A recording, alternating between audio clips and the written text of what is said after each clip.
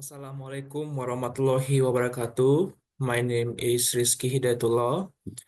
Hello everyone. Today we are going to start with a quick overview of something very important in English. Is it tense?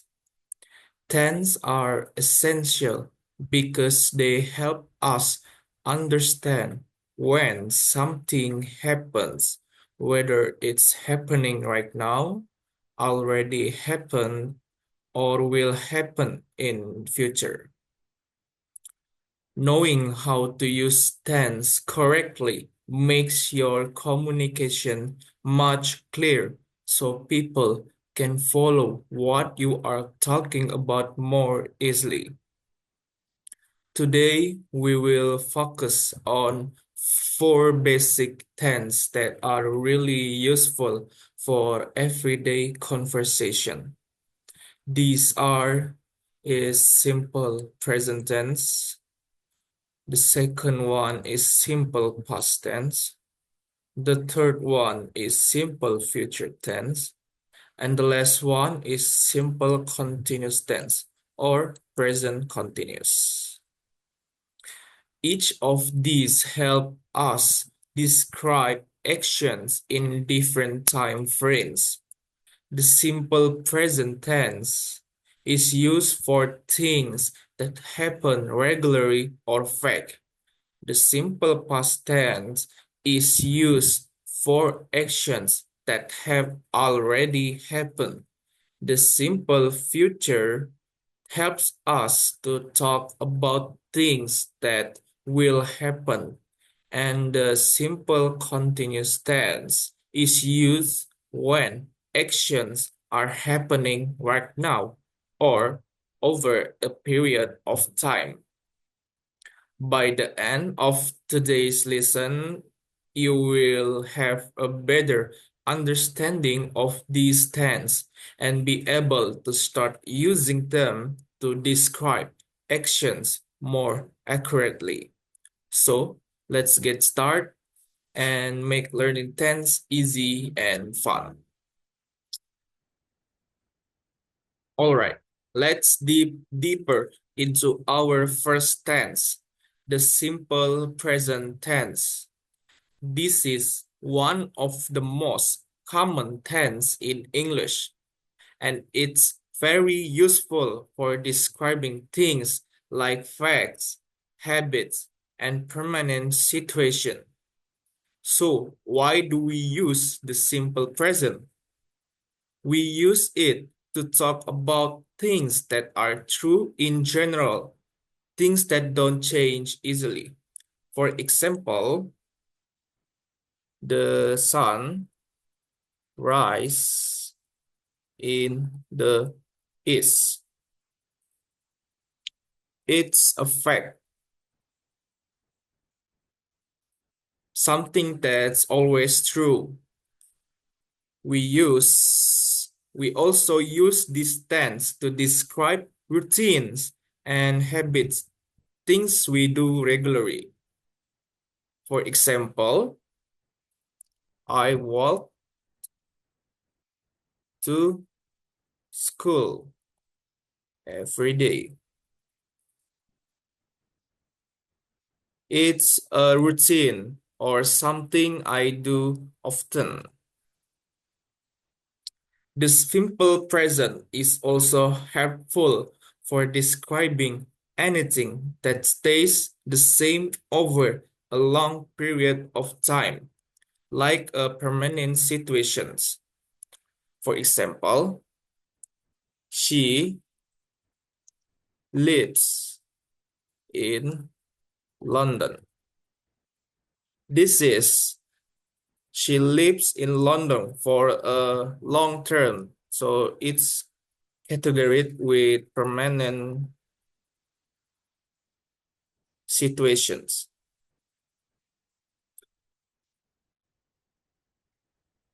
Now, let's talk about how we form the simple present.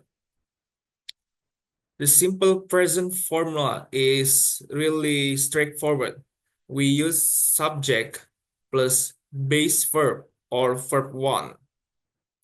So let's look at some examples. I walk. We are using the base form of verb walk right after the subject. But there's one thing that must be remembered. If the subject is she or he or it, we need to add an s or es after the verb. For example, she lives. The little s ending is very important and helps other understand that we are talking about she. There are also some spelling rules for this s or es ending. If the verb ends in ch, ch, s, s, x, or o, we add es instead of just s. For examples, he watched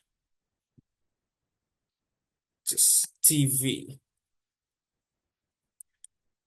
And if a verb ends in a consonant like y or like study, we change the y to es.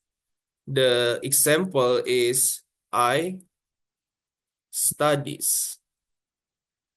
So we say I studies. These are just small details, but they make your English sound much more natural. So to summarize, we use the simple present for fact, routines, habits, and situations that stay the same. The structure is simple: subject plus base verb or verb 1. But we remember to add s or es when the subject is he, she, or it. It will this basic in mind, you will already on your way to using the simple present tense more effectively. Now, let's move on to our next tense, the simple past. This tense is essential when we want to talk about actions or events that happen in the past and are now finished. Imagine you are telling a story about what you did yesterday, last weekend, or even a year ago. In English, we use the simple past tense for any actions or events that took a place at a specific time in the past and are completely done. So, when do we use the simple past? We use it when we want to describe something that's over and not connected to the present moment. For example, I watched a movie last night. It means the action of watching the movie happened last night and is already finished. Or another examples, she visited her grandmother last week. It's clear that the visit happened and is now complete. Now, let's talk about how we form the simple past tense. The structure is quite simple. we use subject plus past verb or verb to.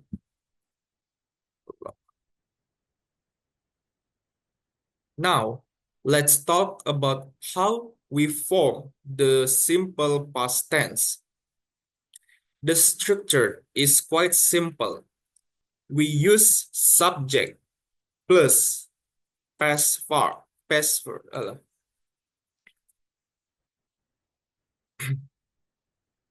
Now, let's talk about how we form the simple past tense.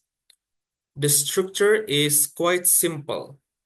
We use subject plus past verb or verb to. For example, I watch. You just take the subject like I, you, we, he, she, and other, and so on, and then add the verb in past form. For most verbs, making the past form is easy. You just add ed to the end of the verb. These verbs are called regular verbs. So, for example, she visit, she visits, and this is are the form regular verbs. However, English also has a lot of irregular verbs, and they don't follow this ed rule.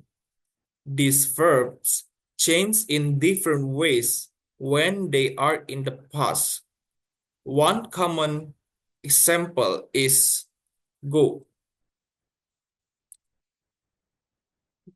which change to when. Change to when. So we say, I went to store last night. Not, this is the first, the true form, not the I go. This is all the wrong because this go is going be to be when for the past form. Irregular verb don't have a single rule, so they need to memorize, but they are very common in everyday conversation. To summarize, the simple past is used to describe actions that happen and are finished. The structure is straightforward. Subject plus past verb or verb to. With regular verbs, you usually just add ed, like watch or visit. But keep in mind that some verbs are irregular, so they will have their own unique forms, the past, like go, to be went. With a little practice, you will start to recognize these patterns and feel more confident using the simple past tense. Now, let's move on the third tense. It's it simple future tense, which is essential when we want to talk about things that haven't happened yet but will happen at some point in the future. This tense is all about actions, plans, predictions, or decisions that are set to happen after now. So, when do we use the simple future? We use it in a few different situations. One common use is for talking about plans, things you intend to do. For example, I will eat ayam geprek this night. So I'm talking about a plan I have for the future. We also use the simple future to make predictions. That means we are talking about what we think will happen.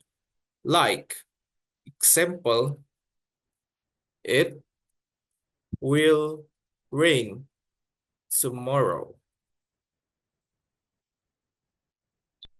And this is our one example for a prediction that will happen in tomorrow.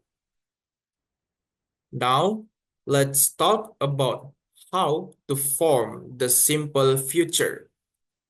The structure is really simple. Is it subject plus will plus base verb or verb 1? Let's break this down a bit. First, we have the subject, which could I, you, we, he, she, or any other noun. Then we add the word will, which indicates that the action will happen in the future. Finally, we use the base form of the verb or verb 1. So if we want to say that someone is going to go somewhere, we say, I will go, or she will go. Similarly, we could say, they will visit, or he will call. The word will here is what shows us that the action is planned for the future. And let's look at some examples together. If I say, it will rain tomorrow, I predicted that tomorrow will rain. Or if I say, I will eat ayam geprek this night, that means that tonight I will eat ayam geprek. One more thing that to keep in mind, sometimes we might use won't instead or will not for negative sentence in the simple future. So if I don't plan go somewhere, I can say I won't go to mall tonight. This is how we talk why I don't want to go to mall tonight. So to recap, we use the simple future to talk about things that are going to happen, plans, prediction, or decision. The structure is simple. We just use subject plus will plus base verb or verb 1. Finally, let's explore the last tense, the simple continuous tense or present continuous tense. This tense is especially helpful when we want to describe actions that are happening right now or are temporary actions that might be happening around this time, but not necessarily every day. So, when exactly we use the present continuous? We use it in two main situations. First, it is perfect for talking about things happening right now at the moment of speaking. For instance, example is I am talking. It means I'm doing these actions as we speak. Or if I say you are watching, it tells us that you guys are doing this activity and this activity is happening right now.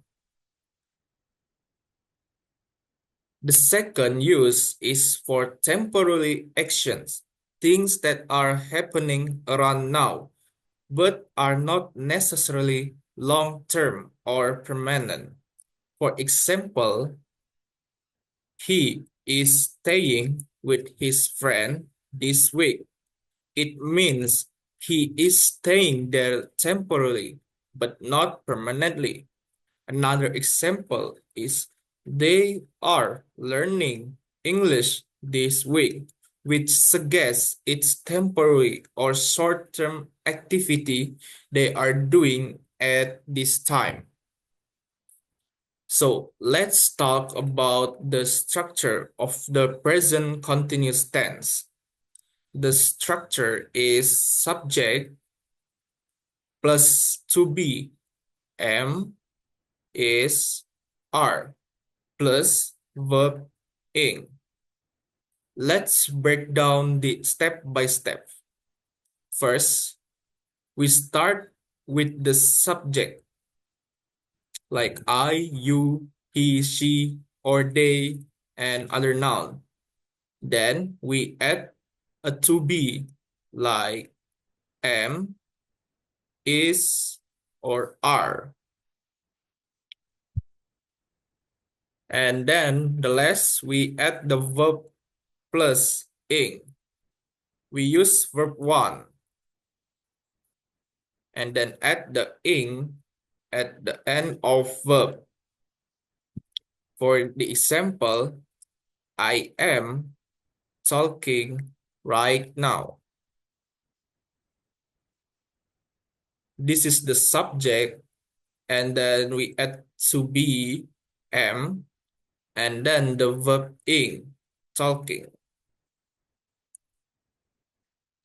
And let's look at a few more examples to see how this works. If I say I am eating, it means that I'm doing these actions right now. If I say she is working on a project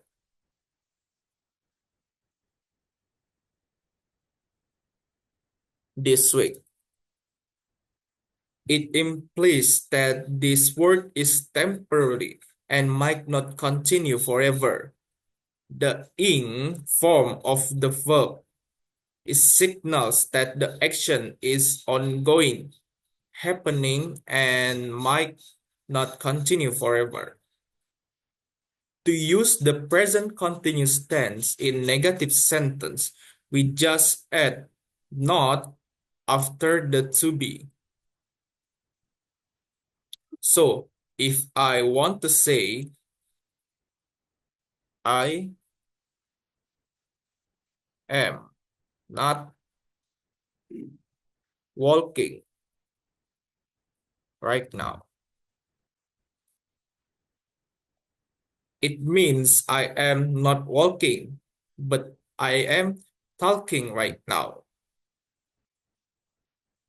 So to recap, we use the present continuous tense to talk about actions that are happening right now or temporary actions happening around this time. The structure is subject plus to be plus verb ing. Using this tense help us clearly describe actions in progress and give a sense of things happening in the present moment. So we are at the end of video. Let's quickly review. The simple present tense is for routines or effects. The simple past is for actions that happened before. The simple future is for action yet to come. And the simple continuous is for action happening right now. Practice using this tense in your everyday conversation, and they will soon become second nature. Thank you for watching my video. Wassalamualaikum warahmatullahi wabarakatuh.